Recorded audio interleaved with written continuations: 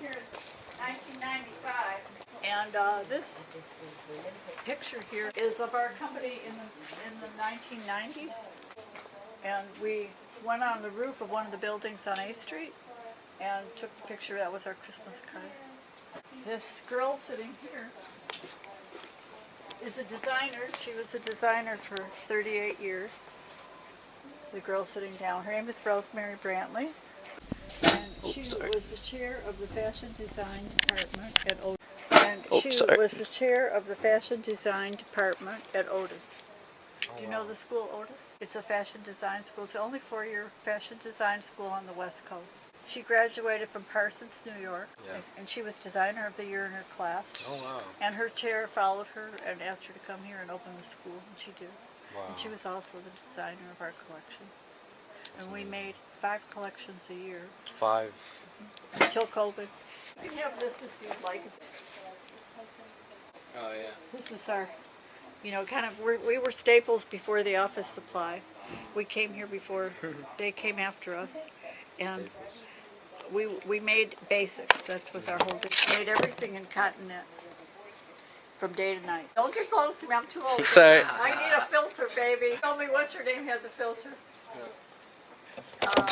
Kylie Jenner or somebody. They all do. They all have filters. They're all fake. So I need a filter. Definitely not. So anyway, we had another space next door, and we moved all the stuff from there and consolidated here, and that's why we're loaded with clothes. So these clothes have been made over various course of different years, and we cut and sew everything in downtown LA. We've never made a stitch of clothing outside. I wouldn't be here. I wouldn't be doing this. I wouldn't be talking to you. I would be sitting at a desk job, just kind of lost in life. And to a lot of people, that's great. It's secure, it's stable, and I can't dish on that or anything.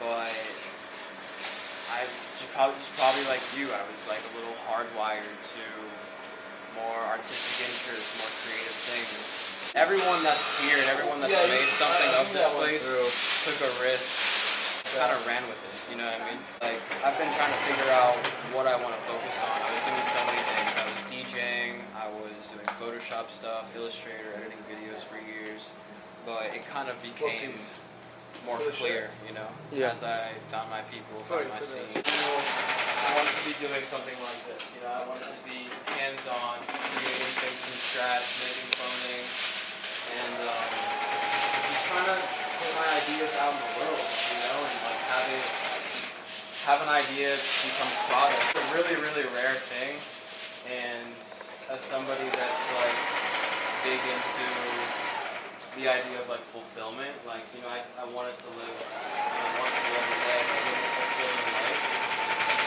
The decision became a lot easier because again, I was settling by thinking that I would just go and make a lot of money in finance and then be able to go and like do art. By that point, I'd maybe be like 30. I'd maybe be like just drained and like. It's like who knows where life could go, and then every day is not promised. Yeah. I always say this, and it's morbid. It's like I literally could walk out, get like hit by a bus. How would I want to be living? What would I be wanting to do every day? What impact would I be wanting to like leave on people? And the older you get, depends. Like I don't know, I'm kind of like I get in my head. It took me a long time to get in front of the microphone, start recording, making my own music. Again, like I moved out here working for an executive and working for somebody who managed other artists and other rappers. And to me, at another point in my life, back in the day, I thought that was cool. Like, I'm like, okay, like maybe I could be backstage, I could be in the studios, I'm existing in these spaces. And at the end of the day, kind of get one shot at life. And I knew in my heart that I always wanted to take the risk and like put myself out there and at least like try and see where things could go or fail or like whatever. And that all kind of started getting built up in the last like year or two. It was like, again, I'm gonna go finance, make money, do art, and like, all right, I'll do an A&R and I'll be in the industry and I'll be in the scene and like it'll be chill. But then it was like, I don't know, I got more fed up, especially just due to circumstances and things not being promised. And when my back was against the wall, I was kind of like, all right, I'm already out in LA.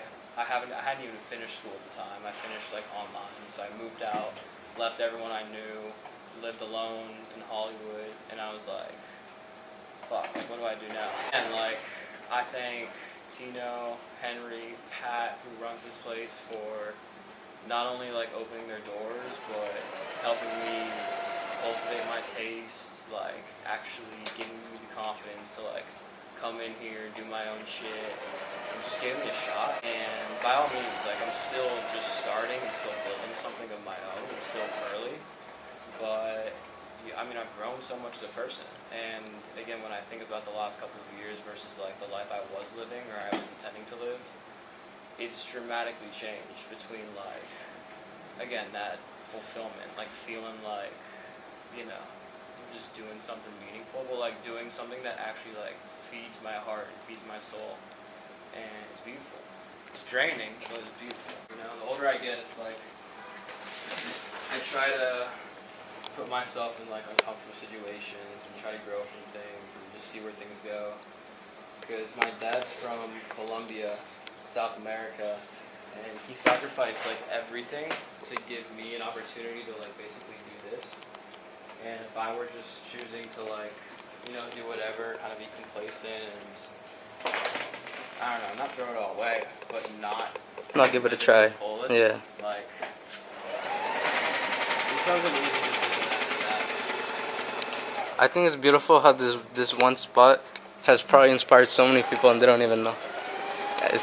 Well, exactly. That's the beautiful thing about it. Like, basically, me as a kid in the middle of Florida, like in University of Florida, Gainesville, pretty much like isolated. Like, I had great roommates, some of my best friends for life, but different interests. You know, I would kind of go to my room and like watch lectures of like, I don't know, Steve Jobs, Virgil, all these people that I actually respected their mindset and they actually like did something. And then in the mix, like these guys here like kind of got introduced into like the content I was watching, and that's what's really surreal about it is like I wouldn't have taken the risk or wanted to go to LA or just really do anything that I'm doing now if it wasn't for seeing that early enough, having that documented, and being like, yeah, I could probably do this too. Or even if I can't do it, I'd rather try and fail. What would you like to, are you talking about? We're just talking about the place Just kinda, basically. like, asking me questions and like I'm just like I talking think these to guys him are too. much better to talk to. No, that is not true. They don't. That is not That's true. the only reason we're all here. No, That's very these true. guys are it. They're hot as heck. You should see. You want to see the letter we got from a customer? Yeah. Show them. He sent us a note that you and your team of hip, cool boys outdid yourself. That's us. Thank you, first of all, for offering to do something special for my uncle. Second, for doing it on such short notice. And third, for creating something beyond my wildest dreams. It's so perfectly amazing, as are the Ruth Bader Ginsburg and all the beautiful scarves. Your open, loving heart, thank you. Please tell your boys that they hit it out of the park. Okay? That's beautiful. These guys did it. That sounds right. That is the heart and soul of this entire operation. I believe it. You know, She's again like when I the showed you that oldest. photo, Just have the oldest. most experienced, wisest, but also supportive. Yeah. She'll give me design ideas. She'll give me personal life support and advice. She'll give me love when sometimes I need it the most, and that's like priceless. Seriously, That's priceless. I mean it. These guys are trying to say, you know, they work from their insides out. Yeah. They're really fantastic. This guy, he's like, okay. You gotta check this guy out. He's This guy makes the dopest Wampo. stuff. You gotta get this guy right up here. Wampo. There he Hold on, is look. up there. That's Nelson up in the rafters. We're working on Valentine's Day Yeah? monkey right now. Oh, that's sick. You can do it. Are you? Yeah, do you care like what the text looks like? Just bold like nice like breakout here, and it's just like city vibes, you know. Okay. But yeah. What else do you think out here? Like right now or like every day? Like every day. I don't know. I have dreams, and a couple of us have dreams of getting one of these floors and having a loft where pretty much like we just paint, we kick it, we come to the studio, maybe build like some sort of like way to like, you know, travel back and forth. I think about that. I think about this building to the left of us, the red one, that kind of slopes downwards. I'm like, it looks like it's sinking. And That's kind of trippy. I know, I've like pointed it out to people, and some people are like, oh, I've been here for years, and like, I never noticed that. Sometimes I think about that. Maybe you got an eye. Something like that, right? Right. I'm pretty like, I try to be focused when I'm in here, the best I can. It's a nice breather, just come out and kind of like feel the city. Yeah. I more just like try to be in the moment and take it in and almost like meditate without meditating. Like Just live. yeah, like listen to the city sounds, see what's going on down there. Okay, I don't know what to see. Okay, I gotta drive. Okay. Have a good night. Drive safe. Here, okay? Pat, I'll talk to you soon. Okay, Julian. Bye. I was like trapped in my mind and was just kind of like, shit, like what am I doing? You know, my homies, again, like my fucking best friends, whatever. They like chill on the couch, play some video games, whatever. And like they're driven, they got their shit going on too. But for me, I would like go and kind of like self-isolate and like try to like learn and educate myself and read and watch content and like figure out what I wanted to do and also how successful people kind of ended up doing it in their own way. That inspired me, motivated me, and again, like I never imagined I would be here, especially when I moved to LA. Like, you know, pretty much I had a whole thing that was lined up, you know, in air quotes. And when it fell apart, I was like, I gotta do something, you know what I mean? And I knew of this space, and definitely a part of me, because I knew about it, wanted me to like, I wanted to be in here and be working in here. But I started, you know, doing everything I could to position myself, put myself out there, and I was already doing my own shit. And all it took was one person that was like, bet, let's chill, fuck with me, I'll bring you in here. And that like changed everything to the point where like once I realized I wasn't gonna get paid for that A&R shit, I like just dipped out because the dude I was working for also just didn't see eye to eye with.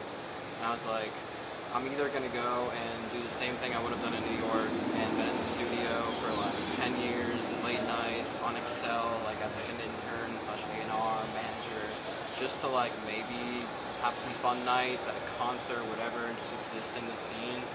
But maybe it's a little selfish, but I always wanted to like be on stage too, performing, making my own music, like have my own world. I mean, Kold is like, initially it's like an acronym. It was kill or live dying, which is like a hustler mantra. It's That's pretty cool. much like, yeah, you gotta go out there and, you know, not fucking kill, but like do your own shit and kind of like take risks and do things for the sake of yourself, or you like live dying. And then I ended up studying abroad, and that was really, really impactful. I was in Europe for like 3-4 months, and all around Europe. Like, it kind of became, it was like kill or live dying first, but then it was like keep on living different. Because the lifestyle I'm living is definitely like an alternative lifestyle.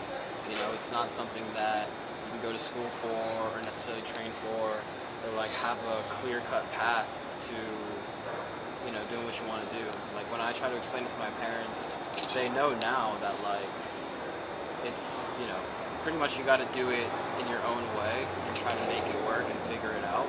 But everyone that's in here and everyone that's in this scene that actually has some meaningful shit, like they do it different. They live different.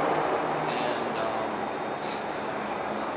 that's what, at the core what Kold is. Again, it's very much rooted in like my personal philosophy and like the way I see the world and the way I see opportunity and like what I want to do.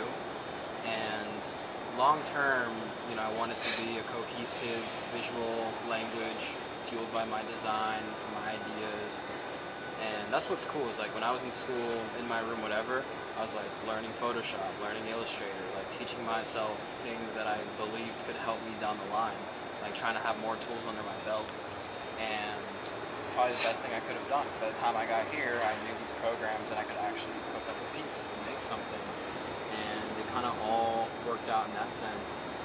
But again, with the music shit, like my walls in college were like paper thin, and that's where some of the confidence thing comes in. I didn't want to be in my room like, screaming on the mic, and my roommate's like, "What the fuck is he making?" And like, that's kind of how it was when I moved out here. The first year is all crazy, insane music on like a really shitty microphone from the '90s, and like it's fucking lit, but like, it was like some deranged shit, and it took me a little bit to like find my voice, figure out how I want to present myself, what I want to do.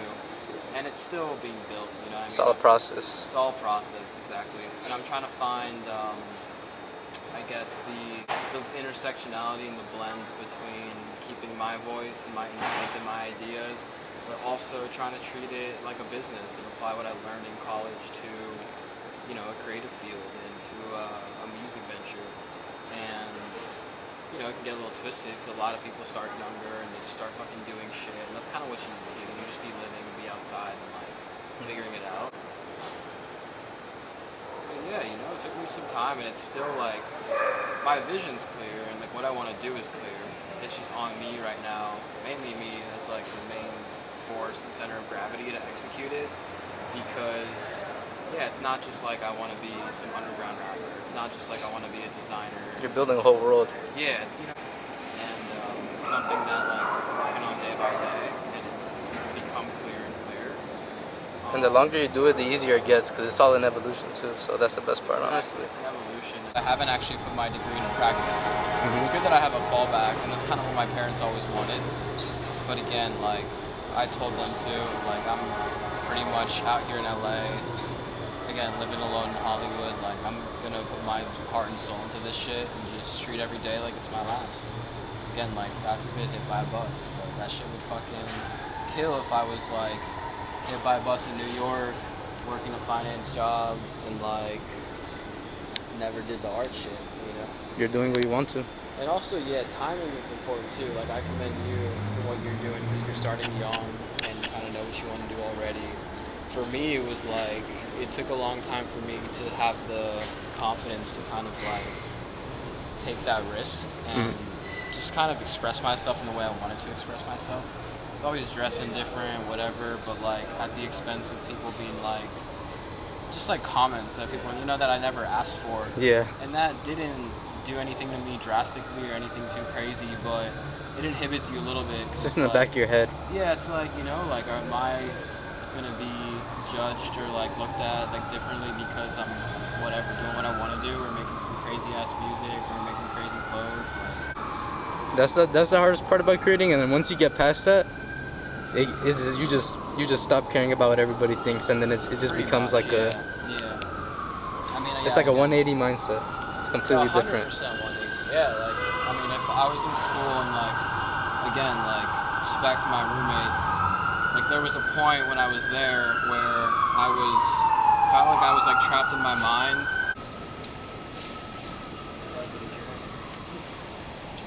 Yeah, kold is just like, again, it's mainly just how you live, how you carry yourself, how you present yourself, what you want to do, what you want to get out of it, but not afraid to live different, being not afraid to again, take a risk and sound crazy in front of some roommates in college. It's like there's a good Jay-Z song, it's called Regrets, but it's like he says you gotta learn to live with regrets. And like I've basically lived with them, but there's always gonna be that part of me that's like I wish I started earlier, or like when I was in high school, like kind of engineering for people, I wanted to be on the mic and be doing that, and I would hop on here and there, but it was almost like I fell out of place. And I think it was just kind of the people I was around. That's why it's important to be around like-minded people, and you're a product of your environment, a product of the people you hang around. People you want to be like, you know what I mean? That's so important, you gotta stay true to yourself, but also know when to say no, also know when to stand up for yourself, also know when to just take that leap and just start doing shit. You know, it's not easy. It's not an easy path. You know, by any means, especially because it's so undefined and there's so many variables that are in your control and outside of your control that will end up kind of determining where you take things. But that's what makes it beautiful. Exactly, it's what makes it beautiful, and for me, like, that's what I enjoy to do. That's why I'm out here. It's why I'm talking to you. It's because, you know, I kind of build this shit for myself, and like, you know, I'm doing this and I'm here. And again, it's funny that you're meeting me now because it's just so early and it's like evolution and creation. I'm almost grateful in a sense too that like I started later because I ended up, like, I took time to find myself and travel and get good inspiration and references and everything, and now I'm able to, like, it's like Kirby goes and inhales like people and kind of like takes on their skin and like becomes different things or whatever. Yeah. And like, you know, if I never had my Kirby arc for all those years, I don't even know what I'd be doing. I'd be like just throwing shit at the wall and trying to make it work. Yeah. Because I feel like when you actually are taking that risk and like, you know, are ready to do it, you need to just kind of be ready internally, because if not, there's shit moves really fast, like in LA especially, but even in these creative fields, and there's just so many people that get some clout or like just get lost in shit, get lost in bad habits, and never end up becoming what they actually want it to be. So yeah, I'm glad that like, you know, I took time to like figure out what I wanted to do and find myself and everything. The rest is history. Selling all these clothes wholesale and everything for all those years, and then after COVID, Pat kind of did like what we're all doing and like took a risk and wanted to keep it open and support people like myself and like Henry and like Valentino, and like that is to me so beautiful. But it's not easy, you know, and like I want this place to survive. I want Pat to be able to like, you know, kind of just live just more chill, not have to worry about all the things she has to worry about, because it's just, you know, it's kind of a sacrifice to keep this shit open, you know. There you go. Thank you for calling steaks. She left.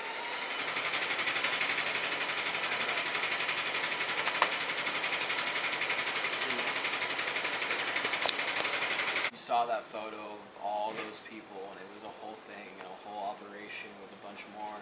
And now it's like we got a team of cutters and sewers and pattern makers, and we've even lost a few of them down the line, just, you know, due to life and everything. So it's so close knit and small right now. Even though we're in the same space, that's still, you know, as expensive as it is and everything. But it's like, that's why it's so special, why it's so beautiful. And it has ripple effects, you know? Like, again, it changed the course of my life. It changed the course of everyone that's come in here and actually made things. And even these brands are, you know, getting seen on people that have a big following and a big influence. And it's just, it's like butterfly effect. It kind of trickles down and like... See, that's a good way to live life, you know? It's like be a fly on the wall. You just kind of take it in to the fullest extent that you can. Then it's just about whenever you're ready to execute it. And I'm a big proponent on like discipline, working on yourself, being healthy, being focused, because it took me a long time to even get there. And like, you know, I wasn't really getting shit done the way I wanted to get it done. Even when I was in here and I first started, because I moved out here and like shit was moving fast and just like not deep into anything crazy drug-wise, but not living healthy, you know what I mean? Yeah. And I don't know, it's really important. It's important to like have a clear head, have energy, have motivation that comes from like natural sources, and you know, do what you can with that every day. It's like start where you are, use what you have, do what you can, you know, pretty much. Are you familiar with MySpace Mark? Yeah. I actually met him in here. Oh, really? He's really, really cool. I fuck with Mark.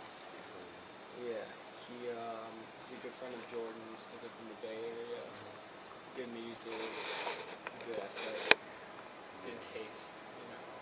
There's so many new things coming out, and like, I haven't really spoken about that, but that's been the toughest thing for me, as somebody that didn't grow up consuming a bunch of short form content. Yeah. And it's cool because it's allowed people to do shit from their bedroom and get in the eyes of millions of people, but it's almost like compartmentalized the internet and scenes to the point where like there's just so many subcultures and so many things going on, and to me it's beautiful, but also kind of like, you know, disorienting and destabilizing because yeah, there's just so much shit, so many different sounds. It gives you an opportunity to like find your lane easier or like tap into something that you actually like. But again, like, just being a little bit older and like not really knowing how to navigate all that, it's been a little like just difficult because I don't even know. I have like an aversion to like doing all that shit because it feels unnatural. It feels like, you know, like I want to just come and create and do my shit, but at the same time, that's not just gonna like lead to the results you want. So it's about finding that middle ground, you know. Yeah. I'm not saying I'm gonna start doing short form content. Like, you know, I really don't plan on it. Haven't really tried it. Haven't pursued it. Because there's so many other ways you can do it, you know. How I see this spot, I see it as like the Avengers ground for like creatives and like downtown. It really is, yeah. It really is. Again, like, I forgot what it was. It was like, Pat said it best, not earlier, but in another video, like the first video I saw. Mm-hmm. It was like kids that were coming in here with sewing machines and just a dream, and, you know, they made something of it. Like, yeah, that's exactly the deal. Pat gave them a shot, and the space existed. But yeah, it was all just a bunch of hungry kids. Oh yeah, no, that's what I'm making them, brother. Yeah, that's what's beautiful about it, because there's a lot that's come out of here. A lot of people, a lot of stories.